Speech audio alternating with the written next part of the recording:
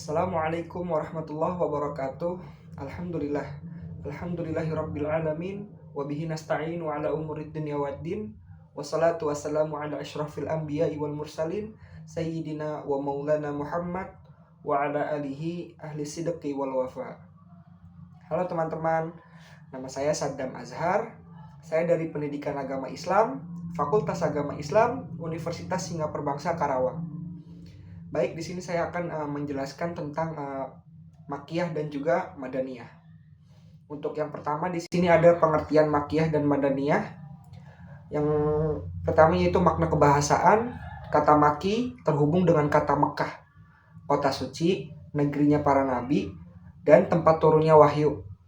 Allah menyebutnya Al-Quran dengan nama Mekah, Bakkah, Baldah, dan Ummul Qura. Adapun kata madani yaitu terhubung dengan kata Madinah yang dalam pengertiannya pada umumnya yakni bumi hijrah dan juga kota Rasulullah Shallallahu Alaihi Wasallam. Untuk selanjutnya yaitu secara harfiah al-maki atau al-makiyah dengan partikel ta'rif berarti yang memiliki karakteristik Mekah atau yang berasal dari Mekah. Sedangkan al-madani atau al-madaniyah adalah memiliki karakteristik Madinah yang berasal dari Madinah. Yang kedua yaitu maki dan madani dalam terminologi ulum Al-Quran atau secara istilah. Yang pertama di sini maki, madani dalam pengertian umum berdasarkan objek kajiannya.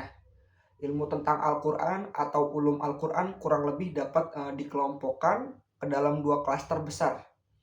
Yang pertama yaitu ilmu-ilmu yang terlahir atau bersumber langsung dari Al-Quran atau yang berhubungan secara langsung dengan Al-Quran. Yang kedua yaitu ilmu yang memiliki objek kajian yang serupa dengan ilmu lain. Untuk yang kedua yaitu pengertian maki dan madani sebagai objek kajian ilmu. Ada 3 teori yang populer dalam diskursus ilmu maki madani sebagai pijakan untuk mendefinisikan maki madani sehingga kemudian melahirkan beberapa pengertian yang berbeda. Pertama, teori yang mempertimbangkan aspek geografis atau yang dikenal sebagai mulayalat makan nuzul berdasarkan teori ini. Al-Maki dimaknai sebagai identitas bagi ayat atau surah diturunkan di Mekah dan di sekitarnya termasuk Mina, Arafat atau Hudaybiyah, sedangkan Al-Badani menjadi identitas bagi ayat atau surah yang diturunkan di Madinah dan juga sekitarnya, yang antara lain Uhud, Badr, Jabal Sila, dan beberapa tempat lainnya. Yang kedua, teori yang mempertimbangkan aspek mitra bicara atau sasaran khiab atau bisa dibilang ya al-mukhayyab. Berdasarkan teori ini dinyatakan bahwa maki adalah ayat atau surah yang mengarahkan wacana pembicaraannya kepada penduduk Mekah. Adapun madani adalah alat atau surah mengarahkan khiab kepada penduduk Madinah. Yang ketiga yaitu teori yang berpijak pada aspek sejarah dengan mempertimbangkan periode turun Al-Quran, mulai zaman An-Nuzul. Teori ini juga menjadikan peristiwa hijrah sebagai batas yang memisah, ya kan, antara masa turunnya surah dan juga ayat-ayat. Selanjutnya yaitu di sini cara mengetahui makiyah dan madaniyah. Ciri-ciri umum surah makiyah itu yang pertama ya, surat yang di dalamnya terdapat sajadah. Yang kedua, surah yang di dalamnya terdapat lafaz kala, sekali-sekali tidak umumnya terdapat pada bagian pertengahan sampai akhir Al-Quran. Yang ketiga yaitu surah yang di dalamnya terdapat seruan dan tidak terdapat seruan seperti ya ayyuha, ya kan, dan juga terdapat ya ayyuha yang keempat, surah yang di dalamnya terdapat kisah para nabi, umat-umat seperti umat-umat terdahulu kecuali Al-Baqarah, kecuali surat Al-Baqarah ya. Yang kelima yaitu surah yang di dalamnya terdapat kisah Nabi Adam dan juga iblis, kecuali surat Al-Baqarah. Selanjutnya di sini ada ciri-ciri yang menonjol yang didapat dijadikan patokan menentukan surah-surah madani sebagai berikut. Yang pertama itu surah yang di dalamnya terdapat izin perang atau menerangkan soal peperangan dan menjelaskan hukum-hukumnya. Yang kedua, surah yang di dalamnya terdapat pembagian hukum, harta pusaka, hukum ad, faraid, hukum sivil, hukum sosial, dan hukum antar negara dan hubungan internasional. Yang ketiga yaitu surah yang di dalam terdapat uraian kaum munafik, kecuali surah Al-Ankabut yang makiyah, selain 11 surah pada pendahuluannya adalah madaniyah. Yang keempat yaitu bantahan terhadap ahli kitab dan seruan agar mereka mau meninggalkan sikap berlebihan dalam mempertahankan agamanya.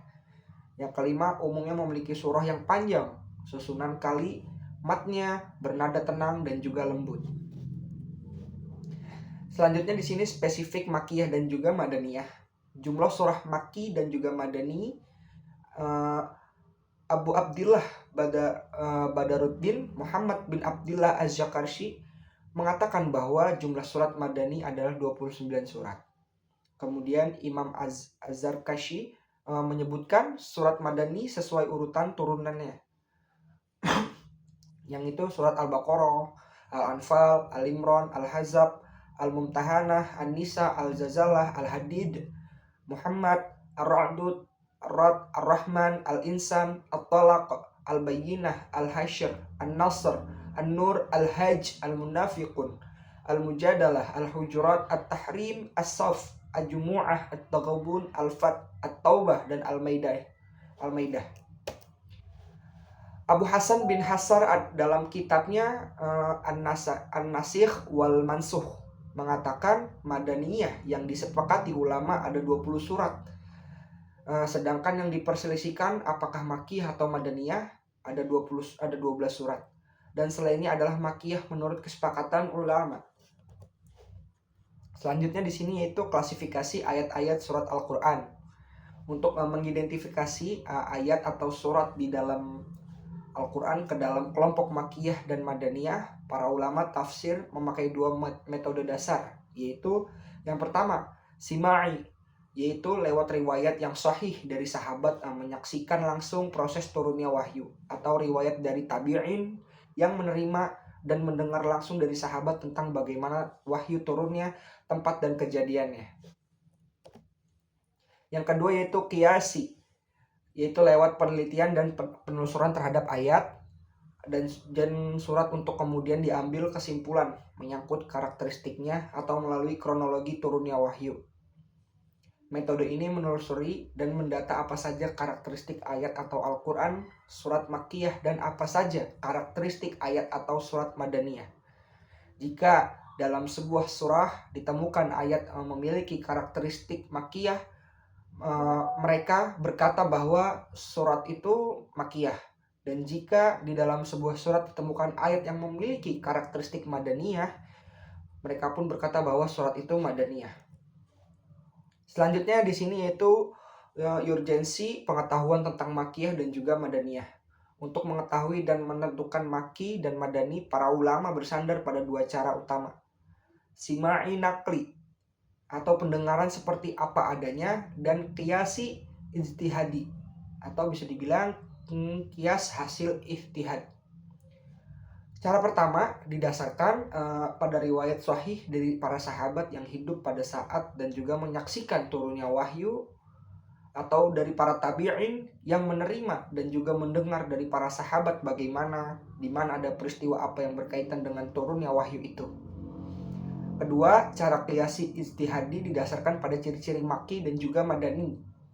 Apabila dalam surah Makki terdapat suatu ayat-ayat yang mengandung sifat Madani atau mengandung peristiwa Madani, maka dikatakan bahwa ayat itu Madani.